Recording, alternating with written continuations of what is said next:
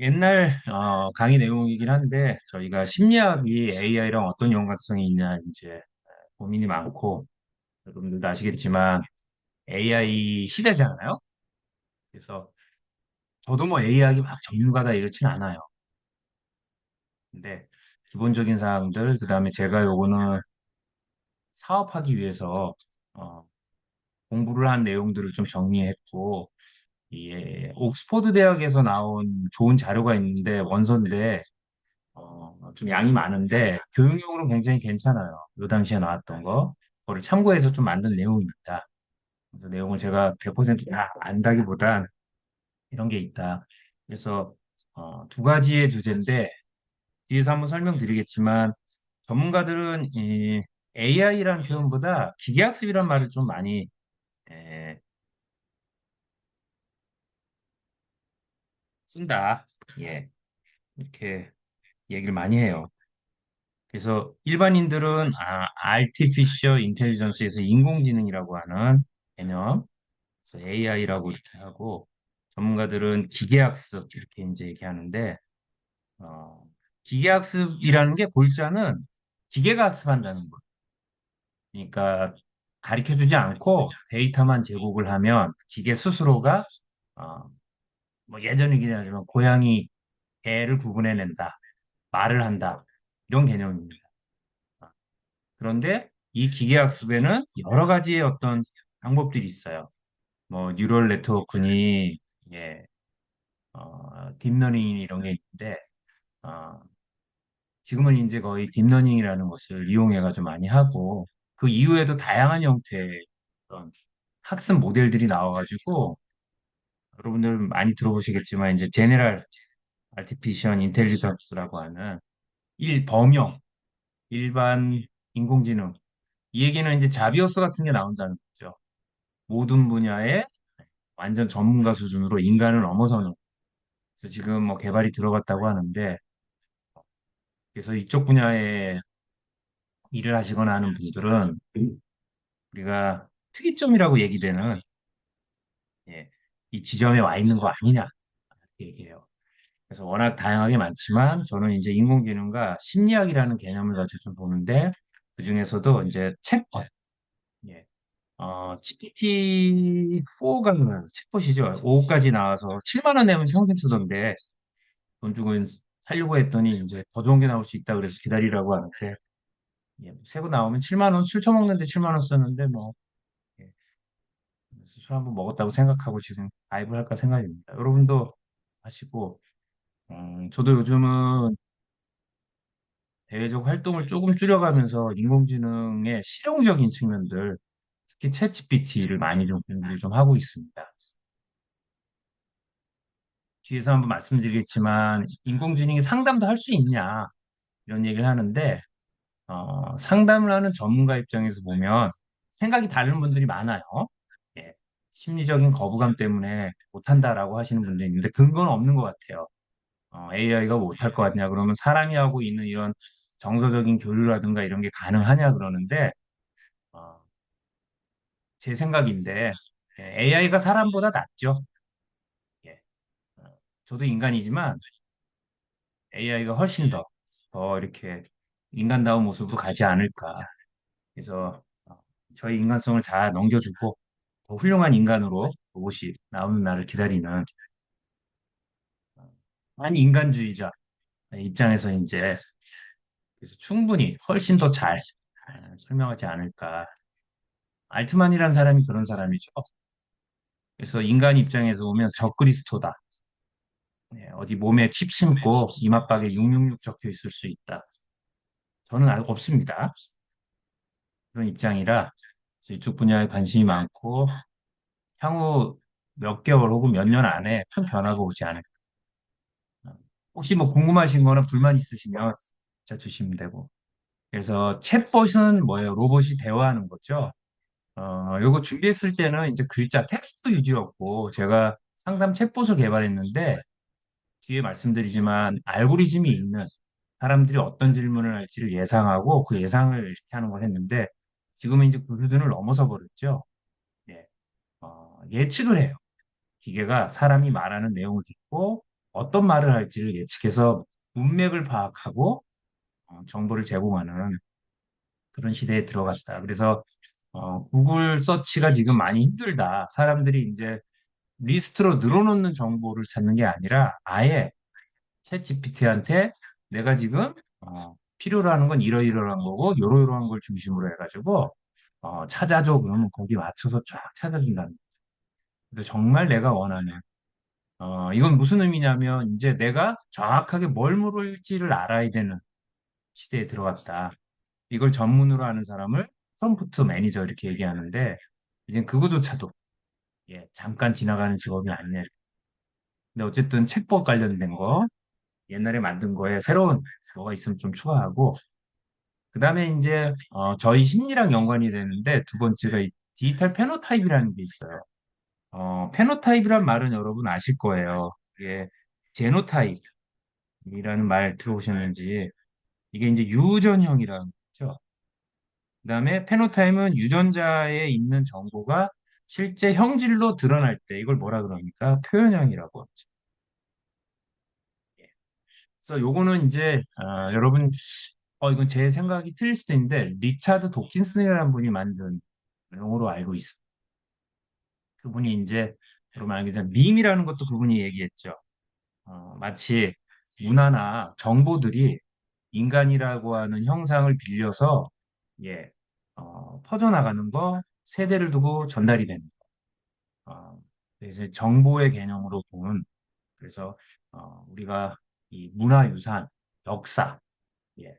한국은 지금 소위 말하는 이제 정치적인 얘기는 안 할게요. 어쨌든 이상한 밈이 퍼져가지고 지금 예, 용산에도 있고 여기저기 막 퍼져 있어요. 제가 생각할 때 이제 바이러스 같은데 어, 빨리 잡아야 되지 않을까. 그래서 이렇게 겉으로 이렇게 드러난 그런 걸 우리가 페노타입이라고 하는데 그럼 요런 맥락으로 보면 우리의 심리라고 하는 거 지우고 어, 제 강의는 여러분들 아시겠지만 85금이에요. 여러 가지 의미가 있는데 우선 뭐 이렇게 성적 의미보다는 이제 정치적인 내용들이 많아서 여러분 아시죠? 예, 그래서 굉장히 위험한 근데 위험하진 않죠? 예, 저 개인적으로는 정상적이라고 생각하는 그래서 이런 내용들이 있는데 이건 뭐 얘기 안 할 수가 없어요. 세상 돌아가는 걸 아는데 정치적이지 않다는 거는 무관심하거나 지능이 낮거나 한데 지능 낮은 사람들이 세상 돌아가는 거를 모를 리는 없겠죠. 악의적인 거죠. 뭐제 생각이고 어쨌든 그래서 그런 개인적인 측면이 있다라는 걸 미리 말씀드리고 그래서 페노타입이라고 하는 거를 우리가 요거를 이제 심리학으로 비교를 하면 우리가 심리라고 하는 걸 현상으로 보면 이 현상을 행동이라고 볼 수 있죠. 예. 그럼 이 행동이라고 하는 거는 요런 개념으로 보면 우리가 기존에 우리가 이제 이거를 갖다가 상식 심리학이라고도 얘기하고 예. 어, 그러니까 성격 심리학 같은 데 보면 일반 사람들이 어떤 A라는 사람이 어떤 행동을 하면 저 인간은 왜 저렇게 행동할까에 대한 나름의 이론들을 만들어요. 요거를 이제 상식 심리학, 뭐 나이브 사이콜로지라고 해요. 여기서 나이브라고 하는 거는 전문적이지 않고 여러 뜻이 있지만 뭐 촌스럽다라는 의미도 있는데 그런 의미보다는 그냥 모든 사람들이 비전문가인데 심리학자로서 성격을 이해한 이런 걸 우리가 나이브 사이콜로지라고 합니다. 그런 맥락에서 보면 이거는 굉장히 직관적인 예, 사람을 바라보는 직관적인 어떤 생각인데 여기서 말하는 직관조차도 사실은 문화 환경의 영향을 안 받을 수 없어요. 그래서 여러분이나 제가 저도 뭐 마찬가지긴 했지만 사람의 심리하면은 생각했던 것들이 뭐 영혼이라든가 마음 안에서 무엇인가 돌아가는 이런 패러다임 혹은 시대 정신을 가지고 사람들을 봤어요. 그래서 어떤 사람이 어떤 행위를 하면 저 행동이 이유가 뭘까, 동기가 뭘까 이런 걸 이제 어, 찾았는데 지금은 이제 저는 그런 부분에서는 이제 버렸다기보단 제가 이제 생각을 바꿔서, 예. 그래서 이런 맥락으로 좀 설명드리면, 그런 의미에서의 어떤 심리 내부에 있는 어떤 것들, 내면에 있는 걸 우리가 제노타입이라고 한다면, 이게 유전형이라고 한다면, 이것이 겉으로 드러나야만, 예, 기호화돼야만 어떤 이 사람이 심리를 우리가 할 수 있죠. 그렇게 드러나는 개념들을 예전에 이걸 우리가 비헤이비어라고 했고, 행동주의라고 하는 건 이거 고려하지 말자.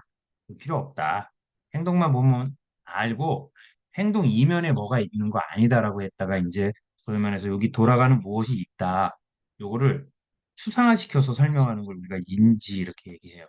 거기다 이제 정서 이런 것들을 얘기하는데 사실은 이건 저희가 뭐 철학 시간이 아니니까 이게 철학적 맥락에서는 어, 의미 없는 예, 표면적인 것만이 있는 이런 걸 가정하지 않아도 설명이 가능한 예. 그래서 이 말씀을 드리는 거는 이랬을 때 인간이 지금 예전에는 사람이 있을 때 혹시 어렵거나 이해 안 가시면은 질문 주세요. 예, 요번 학기 예, 요거로 이렇게 쭉 진행을 할 테니까 예, 학교 강의에서는 이제 설명 못하는 거를 좀 어, 어떤 사람이 이제 심리가 있고 여기에 드러나서 겉으로 드러나는 이제 행동이라는 거 혹은 언어적인 표현, 사회적인 행위 이런 것들이 있죠. 이걸 우리가 이제 뭐 행동이라는 전체를 읽기도 하고 이걸 합쳐서 어, 심리라고도 이렇게 얘기를 하는데 어쨌든 속마음이 어떻고 어떤 생각을 하고 뇌의 활동이 어떻고 하든 간에 이게 겉으로 드러나야지 인식되잖아요. 그렇죠? 우리가 A라는 사람이 이걸 보면 B라는 사람이 이걸 했을 때 이럴 때 예전에는 이 사람의 겉으로 드러나는 행동, 액트, 좀 행위죠. 그다음에 언어, 그다음에 뭐 신체적인 어떤 표현 이런 것들을 가지고 우리가 저 사람의 속마음이 어떤지 이렇게 생각하는 과정을 갖는다면 지금은 디지털이 달라붙을 수 있다는 거죠. 그래서 여기서 말하는 디지털은 간단하게 그냥 구체적으로 하면 뭡니까? 모바일. 예. 혹은 이걸 센서라고 이렇게 얘기해요. 그래서 여러분들 이제 저희 수업에 보면 뒷부분에 이거 좀 나와요. 이랬을 때 지금 현대 사회에는 심리 검사를 하거나 대화를 나누거나 관찰을 하거나 이런 거가 아닌 디지털에 해당되는 정보들을 데이터를 모아서 이걸 가지고 사람을 이해한다. 그래서 어떤 사람이 있을 때 이 사람을 예전에 행위라든가 행동이라든가 신체라든가 이런 걸 관찰해 가지고 우리가 심리를 추산시켜서 개념을 봤다면 이러한 것들이 모바일, 컴퓨터나 특히 이제 모바일이나 샤오미나 이런 센서 이런 것들을 통해서 표현이 된다라는 예, 그런 의미에서의 디지털 페노타입. 그래서 대화를 하거나 그 사람에 대해서 자기 자신에 대해서 어떤지 설명하지 않은 그런 정보 중요한데 그런 것만이 아니라 이 사람이 전화 통화를 얼마나 하고 핸드폰 사용이 얼마나 되고 배터리 소모량이 어떻게 되고 어디를 갔는지 어떤 단어를 썼는지 어떤 카톡을 했는지 SNS를 뭐 했는지만 보아도 그 사람의 어, 심리 행동을 알 수 있다라는 거예요. 이렇게 디지털 정보로 표현이 되는 거를 가지고 우리가 사이콜로지를 할 수 있다, 사람을 이해할 수 있다라는 게 디지털 페노타입이다. 이렇게 정리할 수 있습니다. 제가 정답은 아닙니다. 이제 이렇게 설명드리고 여러분들도 계속 공부하시고 궁금한 거 질문 주시고 그래서 요 두 개를 가지고 이제 설명을 좀 드릴 거예요. 흥미진지하죠? 이건 예전에 제가 앱 개발했다가 돈 날린 거 개인사라. 그래서 요거를 통계적인 맥락으로 이렇게 수식으로 보면 사실은 어, 지금 우리가 소위 말하는 AI를 개발할 때 많이 사용되는 것들이 심리에서도 그렇지만 통계적 기법들을 많이 써요.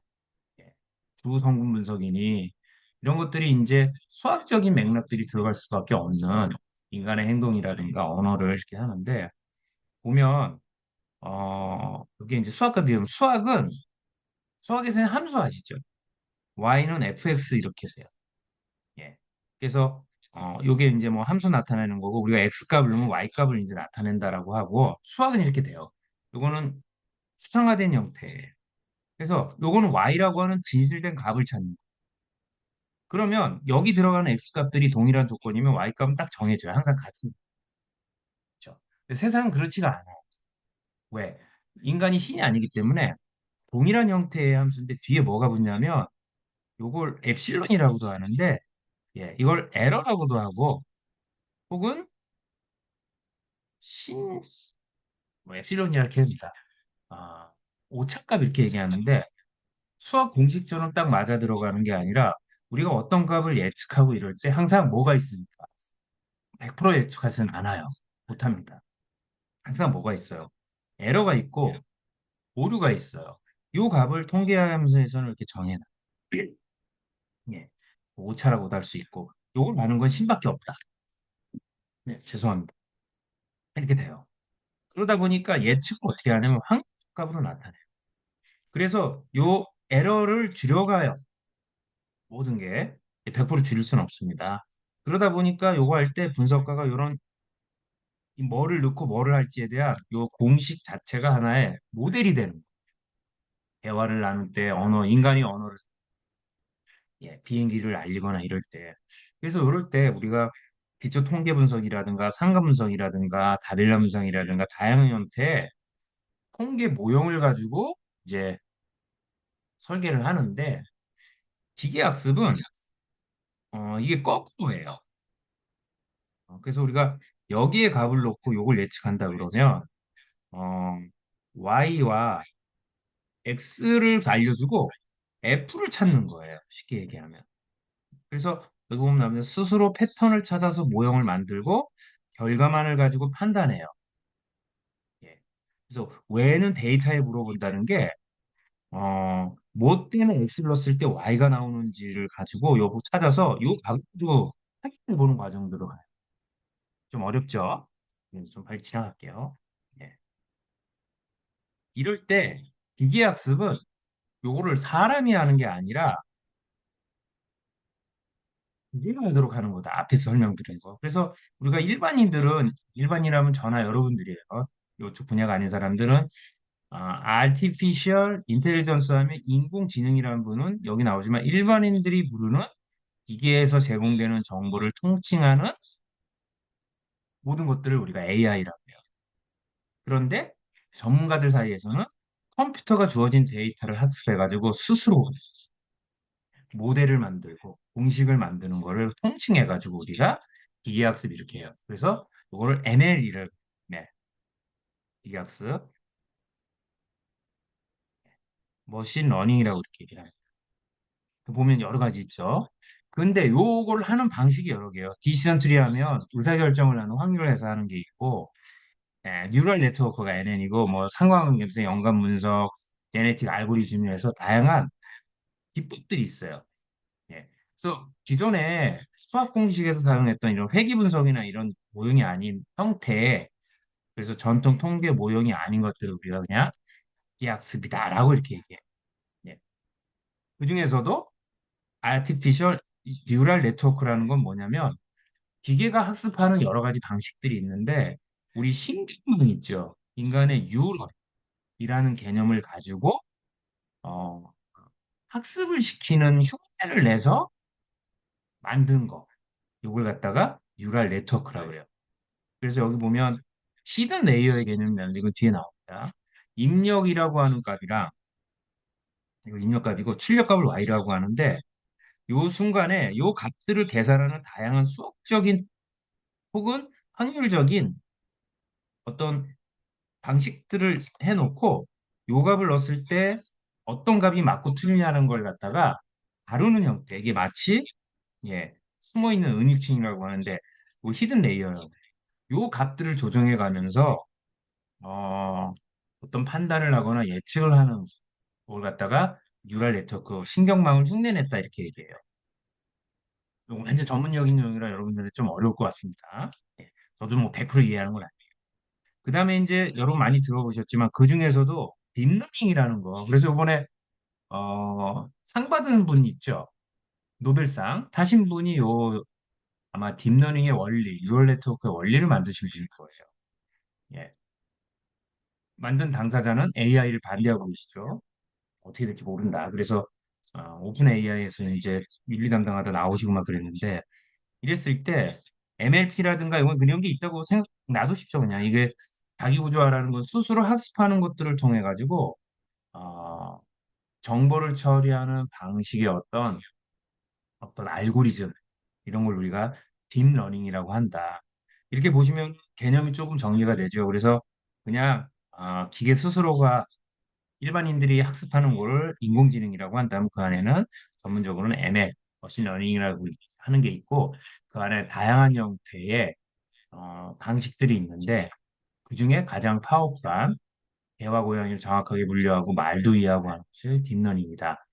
요 이후에도 아마 다양한 형태의 프로그램들이 이제 개발이 됐을 겁니다. 더. 그래서 이건 이제 제가 영어로 돼 있는데 오는 이제 자료 참고하면 그래서 여기 보면 AI라는 용어나 머신 러닝은 우리가 이제 서로 바꿔가면서 사용한다는 거, 인터체인저블 하다는 건 근데 보통은 머신 러닝 하면 과학자들이나 데이터 사이언스를 하는 이 실질적인 일을 하는 전문가들이 좀 사용하는 말이 머신 러닝이고 AI는 보통 그죠 퍼블릭 대중들이 사용하는 용어다 이렇게 이제 구분을 한다 이렇게 말씀드릴 수 있어요. 예. 그래서 여기 보면 이제 제가 이 자료는 자료실에 올릴게요. 어, 통계와 머신러닝의 차이들이 좀 나옵니다. 예. 통계는 그냥 간단하게 얘기하면 어, X 값을 넣어서 Y 값을 찾는 아웃풋을 찾는 이 과정이에요. 이게 통계예요. 예. 그래서 여기 보면 인풋이 있고 그다음에 아웃풋이 나오고 어떤 형태의 계산이 일어나요. 이걸 우리가 보통은 함수라 그러죠. 예. 그런데 인공지능은 그러니까 통계는 어, 요 값을 찾는 거다라고 간단하게 얘기할 수 있어요. 예. 그래서 여기 보면 통계는 예, 통계와 데이터 사이언스가 배경이 되고 그다음에 접근 방법은 가설을 만들어 놓고 이러이러할 거야라는 가설을 해서 모델 디벨로프먼트 가설을 세워가지고 모델을 만드는 형태고 목표는 추론하는 거예요. 그래서 X와 Y가 어떤 식의 연관관계가 있는지 X값을 넣었을 때 Y값이 무엇인지를 찾는 거. 그래서 우리가 모집단 뭐 이런 걸 가정하는데 머신러닝은 컴퓨터 사이언스랑 엔지니어들이 주로 이렇게 배경을 하고 데이터로부터 학습이라고 하는 시스템을 만드는 거예요. 예. 그래서 가장 예측이 잘 되는 것들을 최적시켜서 찾는 거다 이렇게 얘기해요.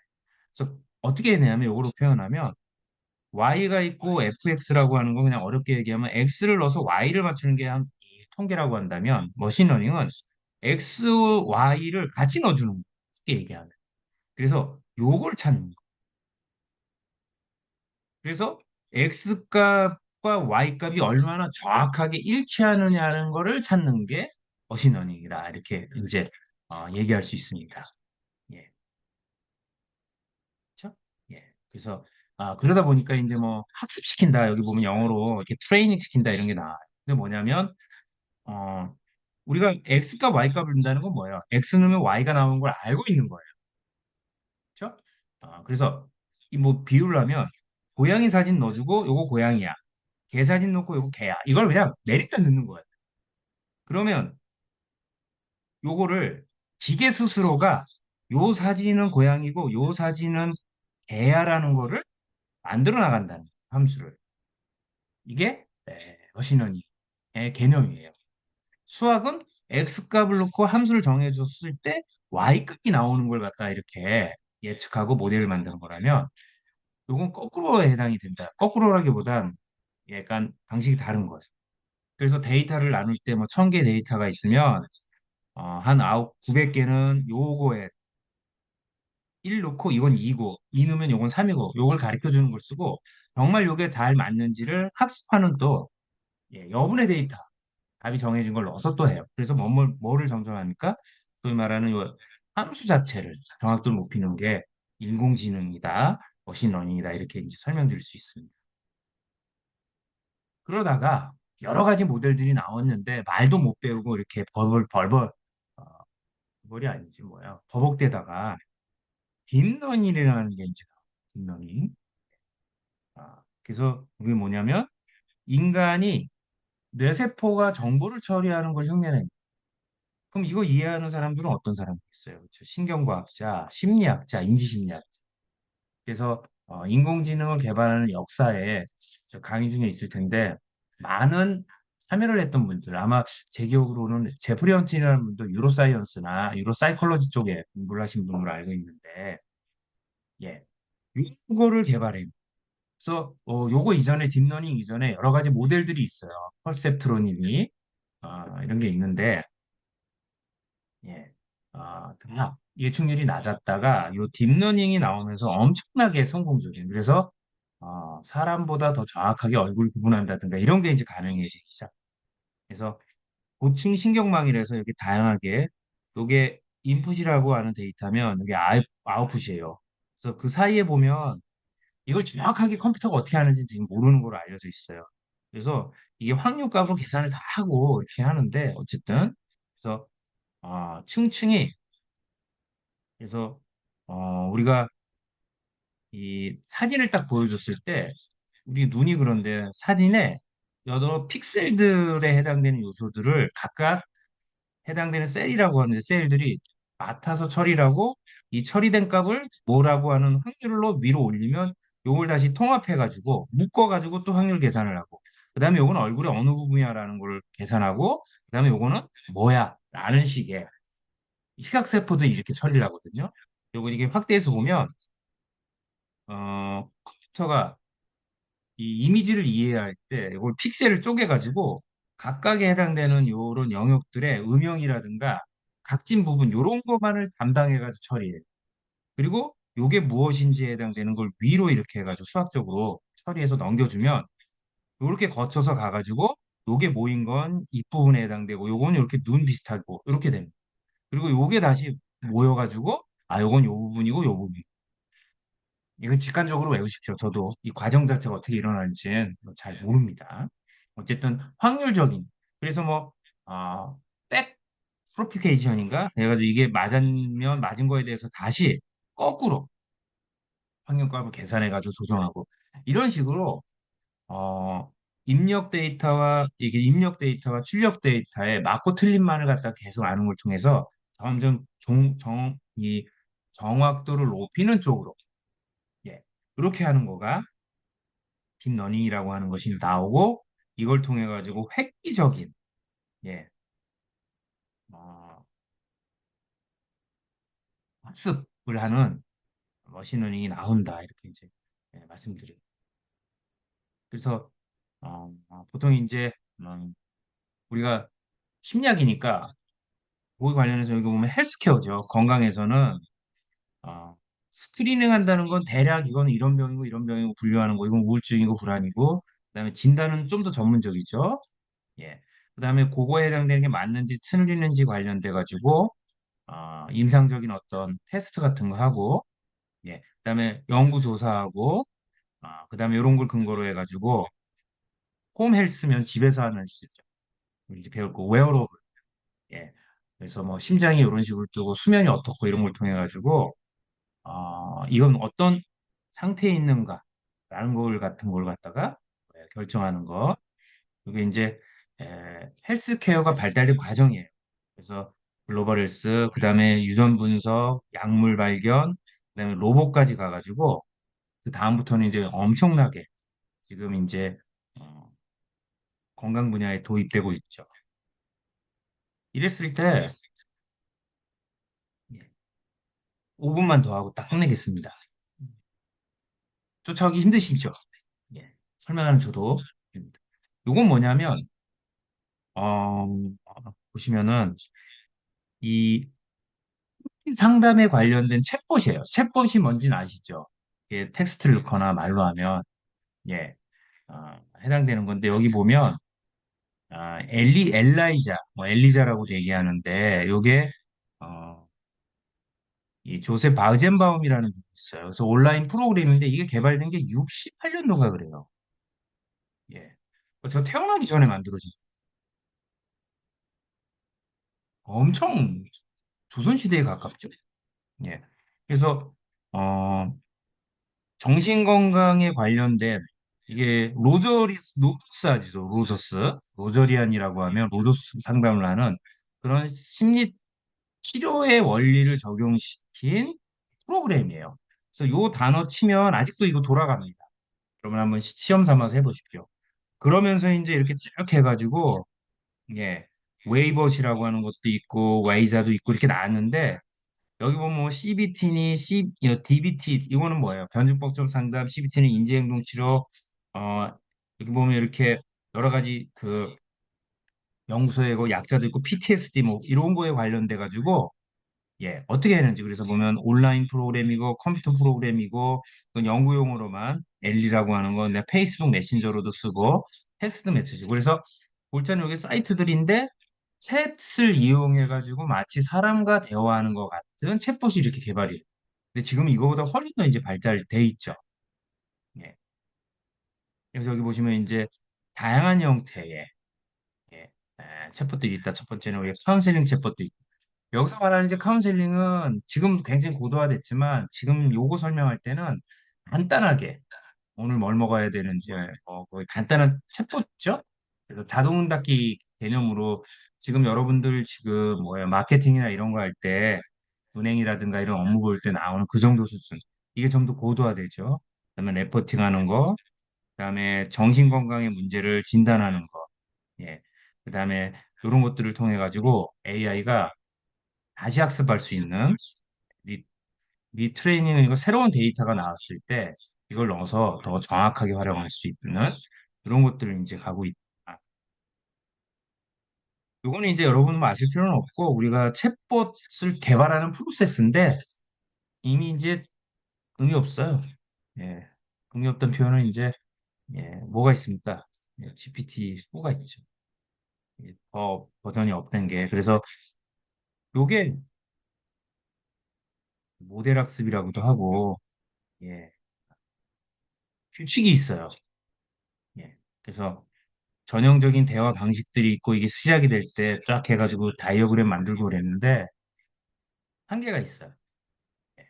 그래서 이런 걸 갖다가 어떤 그러니까 여러분이 건강검진하거나 심리 우울증을 내가 챗봇을 통해서 상담을 하고 싶다 이렇게 했을 때 전문가가 하는 여러 형태의 반응들이 있죠.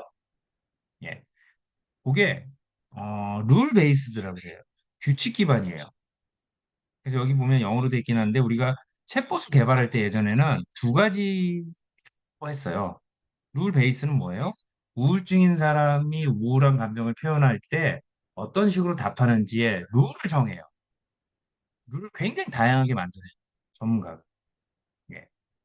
이러면 어떻습니까? 전문적인 느낌이 들어가고 이렇게 하지만 어때요? 중간에 농담을 하거나 룰을 벗어나는 얘기를 할 때 엉뚱한 답을 하게 되죠. 잘 모르겠습니다. 이렇게 나오는데. 여러분 카카오티 뭐 이런 거 하면 이렇게 말 이렇게 하면 저는 잘 모르겠습니다. 이런 게 뭐예요? 룰이 없는 얘기를 해서 그런 거예요. 근데 우리가 자연스럽게 여기는 건 뭡니까? 머신러닝 베이스드 기계학습. 그래서 사실은 이게 이제 이렇게 그래서 보면 한국어 같은 경우는 200만 이게 100만이죠. 1000만 20억이네. 20억 정도 실력을 쓰면 이제 말이라는 거죠. 이런 걸 가지고 이제 막 하고 그랬는데 그리고 한국에 있는 모든 챗봇은 아직까지도 룰 베이스일 겁니다.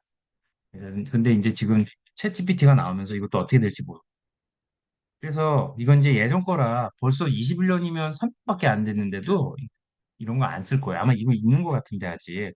그래서 헬로봇이라는 게 있어요. 이렇게 카테고리로 운세도 보고 별자리도 보고 자아 탐구 이게 다 어떤 형태예요? 사람이 하는 게 아니라 입력을 하면 예 그래서 별자리 이런 거 보는 거 그래서 엉뚱한 질문하고 이러면 엉뚱한 대답을 하고 혹은 잘 모르겠습니다. 다시 물어주세요. 이런 식으로 이런 것들을 개발했어요.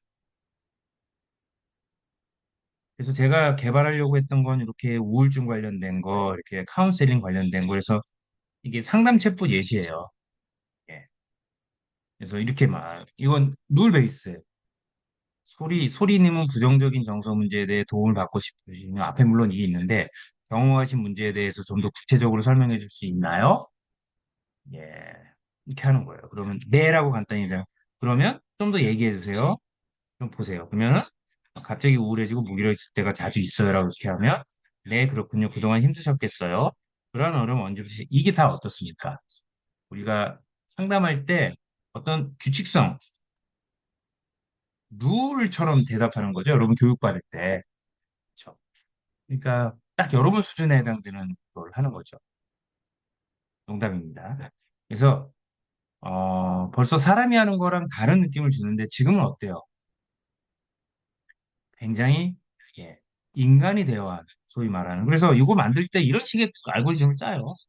예, 이렇게 와서 얘기하면 여기로 가고 요거는 뭐예요? PHQ-9이라고 하는 거 우울을 그쵸. 예. 진단하는 거예요. 그래서 진단한 점수를 가지고 요 점수별로 또 질문을 하고 이렇게 나눠가지고 해요. 그러니 이거 얼마나 사람의 다양성을 예, 하겠습니까? 그래서 이렇게 만들어요. 그래서 여기 보면 아주 간단합니다.